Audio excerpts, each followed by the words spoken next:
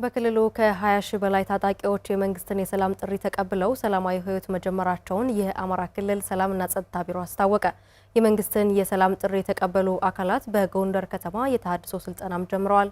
ቃልኪዳን ኃይሌ መንግስት ለሰላማዊ አማራጮች ቅድሚያ በመስጠት ያቀረበውን የሰላም ጥሪ የተቀበሉ የቀድሞ ታጣቂዎች በጎንደር ከተማ የታድሶ ስልጠና ጀምረዋል።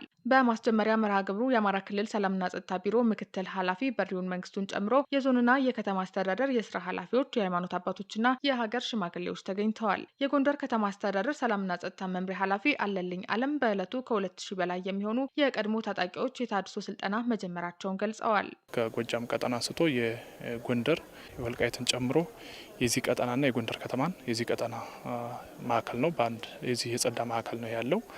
ቁጥራቸውም ከ2000 በላይ የሚሆን ቁጥር አለ ማለት ነው። በዚህ ማዕከል ከትጥቅ አኳያ እንግዲህ በርካታ የነፍስ ወከፍ ክላሾች ይገኙበታል። ዲሽቃ አለ፣ ስናይፐር አለ፣ ብሬንን አሉ። ስለዚህ እነዚህ እንግዲህ ወደ ይቅርታ ሲገቡ ትጥቃቸውን አስረክበው ለሚመለከተው አካል ነው ወደዚህ ማዕከል የገቡት። በብልጽግና ፓርቲ የጎንደር ከተማ አስተዳደር ቅርንጫፍ ጽሕፈት ቤት የፖለቲካና የአቅም ግንባታ ዘርፍ ኃላፊ ናርዶስ ቢራራ ሰልጣኞች ታጥቀው ጫካ ያሉ አካላት የመንግስትን የሰላም ጥሪ እንዲቀበሉ መስራት እንደሚጠበቅባቸው አሳስበዋል። የቆየንበት ችግር ህዝባችን ጎድቶታል፣ አካባቢያችንን ጎድቶታል። ስለዚህ ሰላም አማራጭን ነው መምረጥ ያለብን ብላችሁ የጥላቻ ግንብ የሚፈርሰው በይቅርታና በሰላም ነው ብላችሁ መርጣችሁ ስለመጣችሁ እኛ በእናንተ በጣም ደስተኛ ነን። እጅግ በጣም ኮርተናል። እዚህ ያላችሁ ወንድሞቻችን ሌሎች ጫካ ውስጥ ያሉ ይሄ ሰላም ጥሪ ያልገባቸው ህዝባችንን እንዲከሱና እናንተ ኃላፊነታችሁን ወስዳችሁ ጥሪም ጭምር አስተላልፋችሁ የእርስ በርስ የወንድማማቾች ሞት ይብቃን ብላችሁ እንድሰብኩና የእናንተን ፈለግ እንዲከተሉ በዚህ አጋጣሚ አደራ ማለት እንፈልጋለን። የሰላምን አማራጭ የተቀበሉ የማዕከሉ ሰልጣኞችም ከዚህ ቀደም የመረጡት መንገድ የአማራ ህዝብን የጎዳ መሆኑን አስታውሰው የበደሉትን ህዝብና መንግስት ለመካስ ቁርጠኛ መሆናቸውን ገልጸዋል።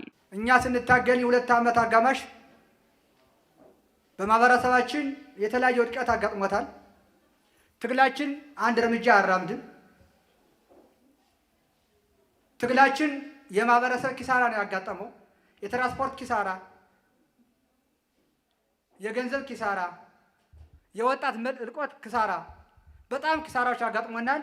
ይህን ኪሳራ ደግሞ ከዞናችንና ከክልላችን የጸጥታ መዋቅር ጎን ሆነን ወደ ልማት መመለስ አለብን።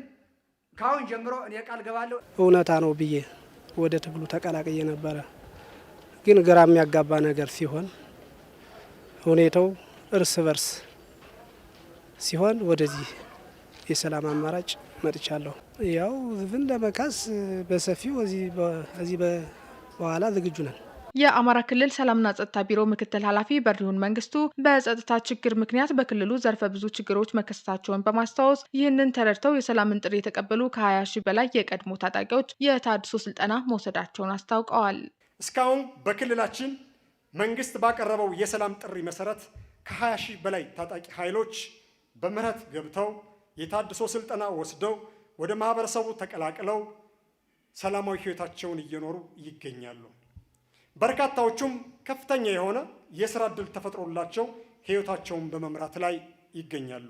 ስለዚህ በስልጠና ቆይታችን በቀጣይ ደግሞ ህዝባችሁን እና መንግስትን ሊክስ በሚችል መንገድ የአስተሳሰብ ስንቅ የምትሰንቁበት ለሰላማዊ እንቅስቃሴ ተገዥ ለማድረግ የሚያስችል የስልጠና ቆይታ እንደሚሆን እተማመናለሁ። ጥያቄን በሰላማዊ መንገድ ማቅረብ እንደሚገባ የተገለጸ ሲሆን የመንግስት የሰላም በር ክፍት መሆኑም በመድረኩ ተመላክቷል።